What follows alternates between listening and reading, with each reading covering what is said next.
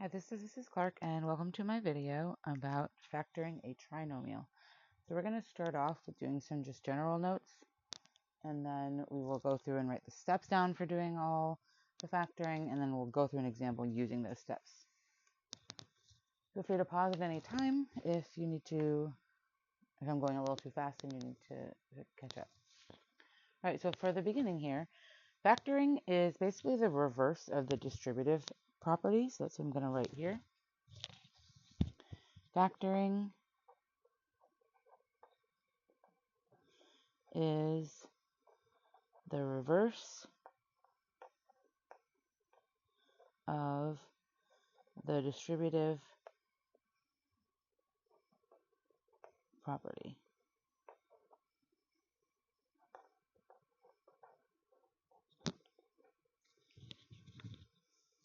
To factor something,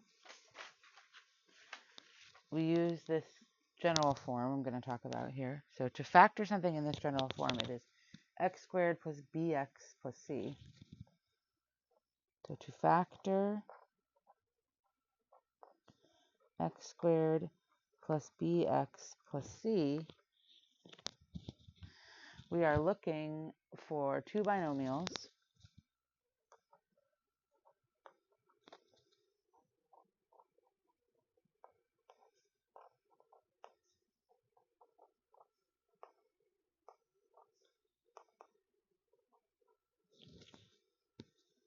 that multiply to equal this trinomial.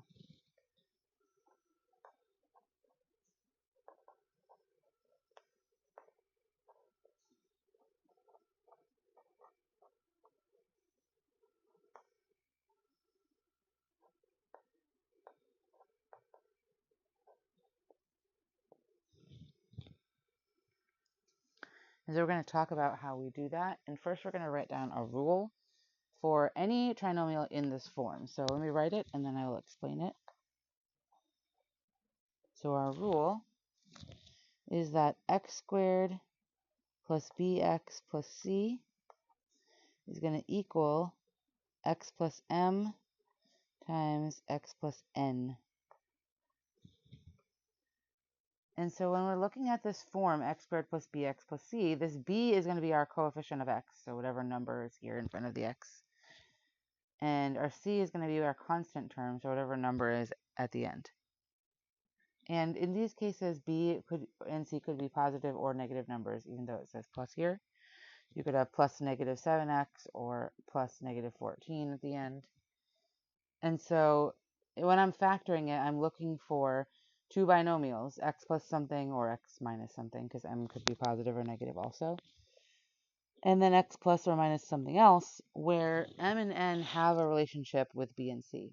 And so we want to find factors where if you multiply m times n, so where m times n is equal to our constant term, so equal to our c, and if I add m plus n, that is equal to our coefficient of our x, which is b. So this rule says all of that in a much shorter form. So if I pick two factors here, the m and the n from our factors, if I multiply them, give us our constant term. If I add them together, give us the coefficient of our x term.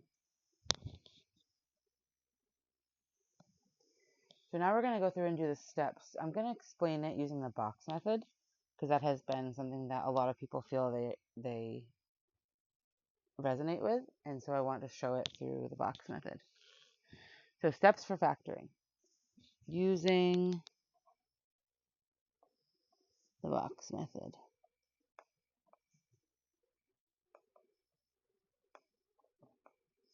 Now there are 5 steps that we're going to list out here, and then we'll go through those 5 steps down here with the example.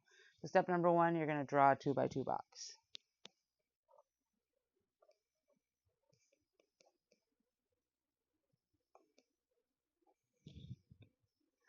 Step number 2, you're going to place your x squared term in the top left box and your constant term in the bottom right box.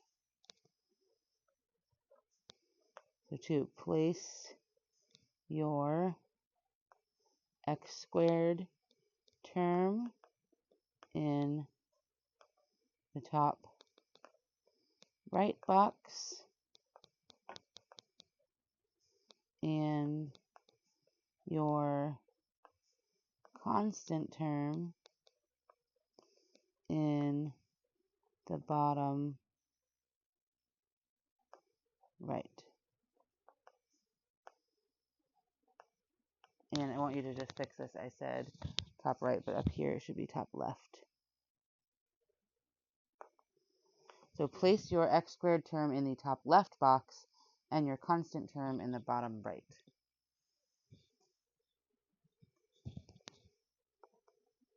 All right, step 3. You're going to find numbers that multiply to equal c and add to equal b. Find numbers that multiply to equal c and add to b. Once you know those numbers, you're going to fill in your boxes. So fill in the remaining 2 boxes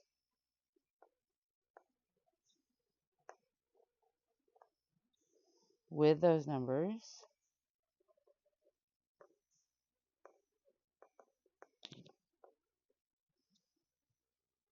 including x's.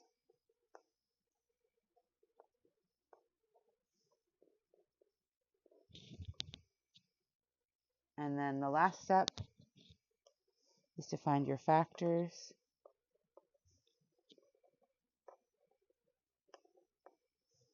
on the outside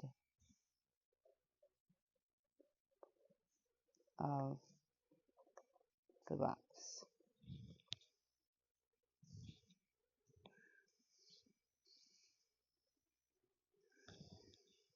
So we're going to go through an example of factoring x squared plus 8x plus 12.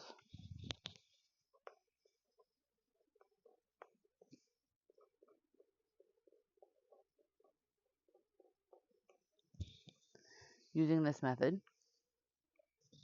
So step 1 is to draw a 2 by 2 box.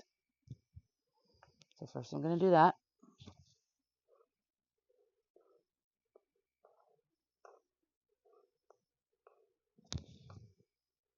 And then step 2 says to draw my x squared, or put my x squared in the top left box. And then put my constant term, which is positive 12, in the bottom right box. So this is step 2. 1 and 2, I guess. All right, step 3 is to figure out numbers that multiply to give you c and add to give you b. So I'm going to show you another diagram or method that you can use to try to find those numbers. It's called the diamond diagram or a diamond method. So I'm going to put that here. Step 3, use the diamond method. And if you did your Delta math, you recognize this. I think they called it like the X factor or the X something. It was like a mystery thing. And so you draw it like this. And your C would go here and your B would go here. And you're looking for something that multiplies to this number and adds to this number. So it's one way of like showing your work. So it's kind of difficult when you're factoring if you're not using the box method, or you got to find some way to show some of what you're doing in your head on your paper.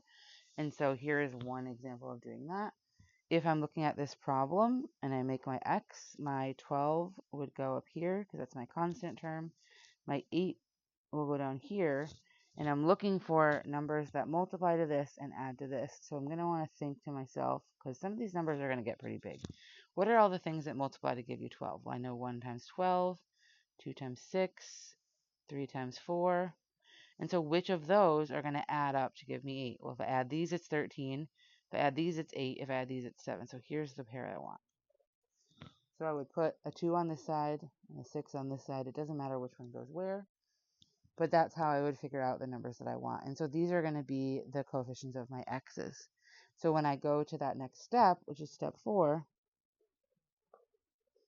I'm going to just draw my box again because that's what we're doing in step 4 is filling in the box, but I want to show it separate. What I'm doing is taking these two numbers, 2 and 6, and I'm putting them in these leftover boxes, a 2x there and a 6x there, and I want to remember to put the x's on them because they are coefficients of the x term. And so these two, when you add them up, give you your 8x, 2x and 6x. And so the last step is to just figure out what the factors are, and those will look like this. And those come from the outside of your box. So if I'm looking here, this box was created when I did an x times an x. So I know they both start with an x, which means both of my factors start with an x. And then to get 6x here, I have to do x times 6. To get 2x here, I have to do x times 2. So one factor is going to be x plus 2 because that's a positive 2. And the other factor is going to be x plus 6 because that's a positive 6.